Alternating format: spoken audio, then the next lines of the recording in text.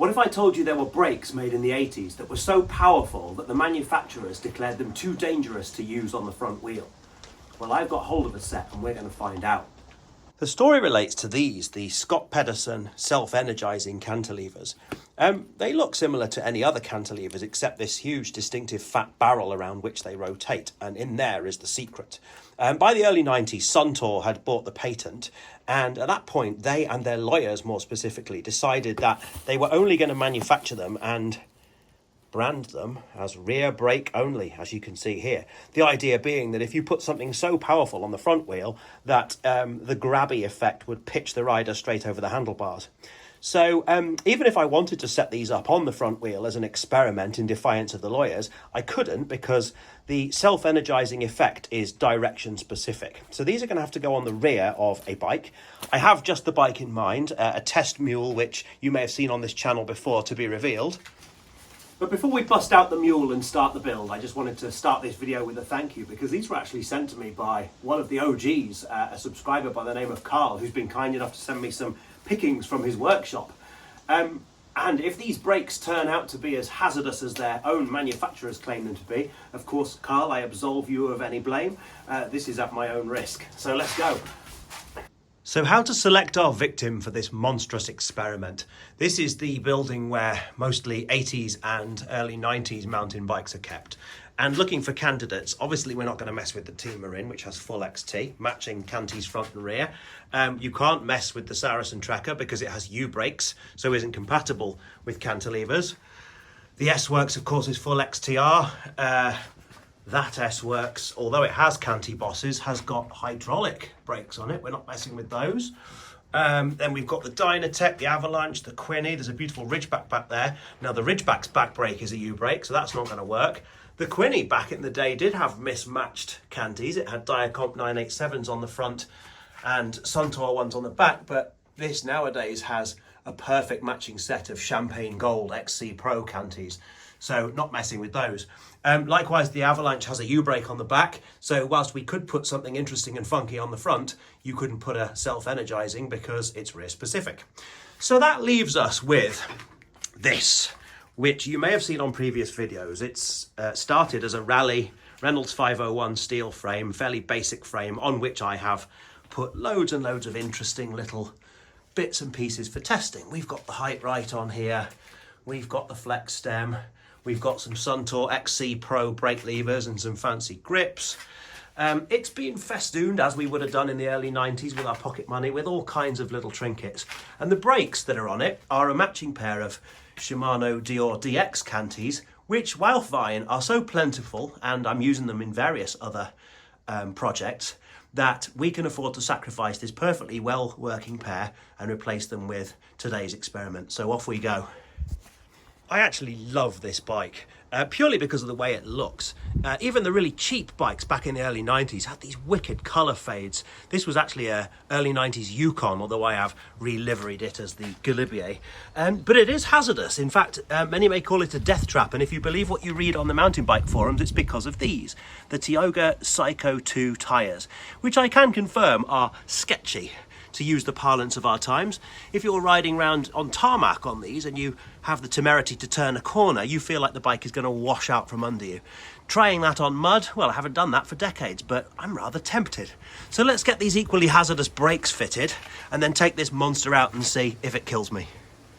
So what do we need to get these things running? Well, first of all, they are missing the little cam that sits behind this boss here, this stud. That holds the brake block in place. I have thankfully got somewhere in this box of brakes, there you go, in this box I have exactly the item. That's what the cam looks like. That I think is an original Suntour one, and I'm pleased to say I have a matching pair. It also needs the bolts that hold it onto the bosses. They're not extra long despite the size of these barrels, so we can use the ones that are already on the bike.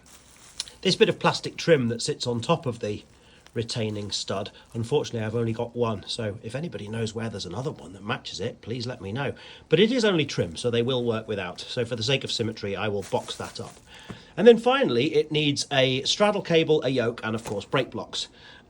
Yoke wise, I have a Diacomp one here, of course Diacomp and Suntour were making the same brakes under license at the time, so this is legit. So that's going on. And straddle cable, I've got a big bag of them. And finally, blocks. Carl very kindly sent me these XTR ones, which I do have a project in mind for. To put Shimano brake blocks on Suntour brakes, of course, would get me banned from YouTube. So I am going to look for something in my stash of brake blocks. Now, in here, again, most of the Canty brake blocks I have are Shimano M system. Oh, look at that. Now, these are not period correct. And obviously on one of my high-end builds, I know, again, this would make scrutineers spit at me with rage, but they will work and they will be effective. And for the sake of testing just how powerful these brakes are, I'm tempted to put on a modern aftermarket block. So let's find the matching pair and use those for this experiment. Fear not, of course, these lovely DX cantilevers will live to see another day. They may even end up back on this bike one day, but for now they're going to go into my vault, where there are about 10 other sets of DX cantilevers. And that's not to sneer or throw shade at DX cantilevers. The fact is, they were pretty much industry standard for a time. They're very, very good. They're just not very exotic. So I keep them for practical uses, but they're not going to make an exciting video, so into storage they go.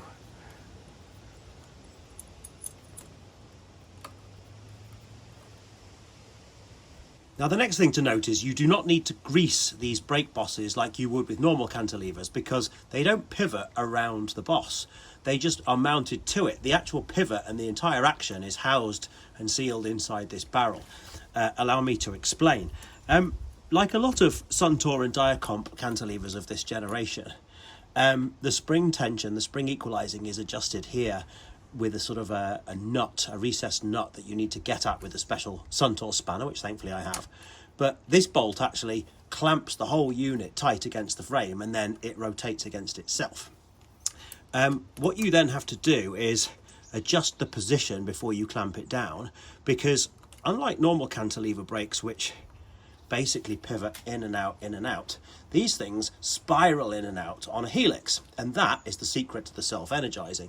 Basically what happens is they make contact with the rim, and then the friction of the brake block hitting the rim pulls the whole thing inwards on itself, thus tightening the brake and increasing the braking effect. You can kind of see why the lawyers thought that might be a bit scary to apply on the front of a bike, but let's see how effective it is on the back.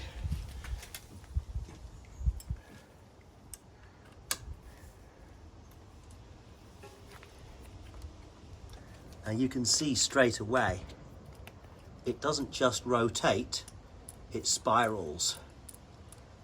So I'm guessing that you need to adjust the bite point just so that when the block hits the rim, it's somewhere halfway down this spiral, so that the second half of the spiral is increasing the braking effect. So you want the bite point to be about there. So there's going to be a bit of fettling to be done. It says on the internet that these are a pig to set up, but then of course internet commentators do not operate at the level of the people that subscribe to this channel, so I suspect we're going to find this very simple. I like this branding here. Self-energizing cross-country is what that means, but I think we all know what SEXC denotes, really. This branding also tells me that these are early to mid-90s variants, probably the last generation, before, of course, V-brakes were invented and took over completely. These are also not that rare. They're not particularly sought after, because I guess people think they're weird, people think they're hard to set up, and of course they're totally superannuated by newer technologies. You can get brand new box fresh, well not brand new, but new old stock for under a tenner on the internet if you wanted to replicate this experiment, but they're just not talked about, and I'm not sure why. I guess we're going to find out. So here's that all-important cam that we need. You can see it's got a built-in curve that traces the curve of the unit itself. So what that means is when you've got the brake block on, you can just adjust very finely how the toe hits the rim before the heel to stop squealing. Now, obviously, I'm not particularly bothered about squealing. That's the sound of nostalgia. What's more important is to get the thing working.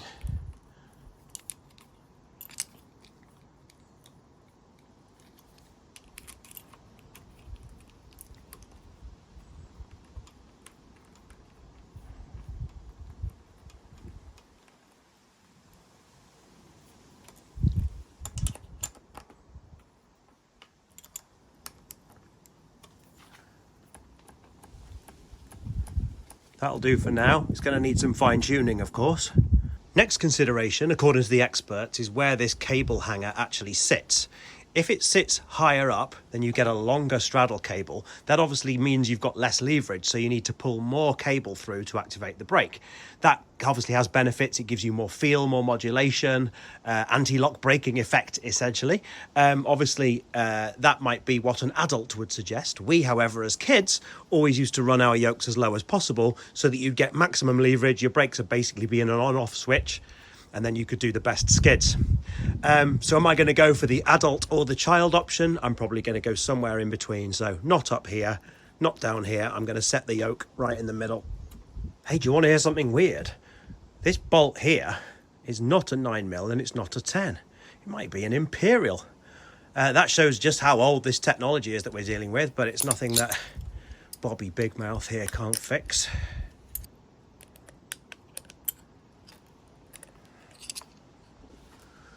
Okay, so they're working in principle. We've got the cable pulled just right, and the springs are nicely equalised, and the brake pads are hitting the rim exactly halfway down the helix.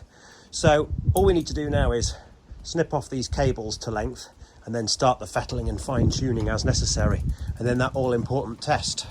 Well, they certainly look good, so that's rule 1 taken care of. So you join me live for the testing and ride report. I've yet to put my hand on the brake lever, so your guess is as good as mine how this is going to go down. Oh, that's nice. Okay, so yes, they are grabby.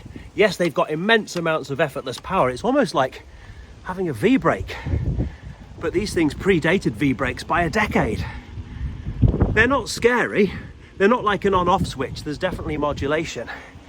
But they're definitely much nicer just to feel than the Shimano ones they've replaced. The Shimano ones were very stiff and very on-off.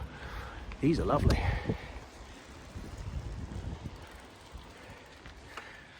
So, for a proper ride report, we're going to have to get out into the woods. And I say this as a challenge to the gentleman for whom I recently built the GT and the Kona on my last 2 videos. If those boys are up for it, let's get these bikes out in the mud and see who can do the baddest skids. And as of today, I'm very confident that that's going to be me.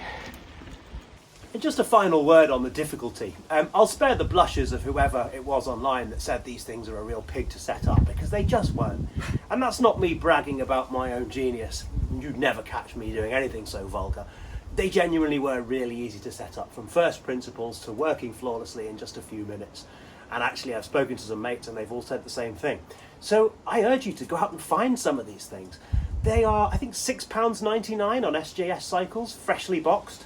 The front wheel specific versions from earlier generations are of course much rarer because of the aforementioned ban that Suntour brought in.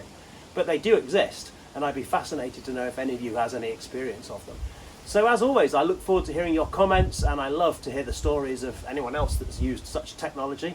And of course, we'll see you on the next one, which will hopefully be very soon. Thanks for watching, and bye-bye.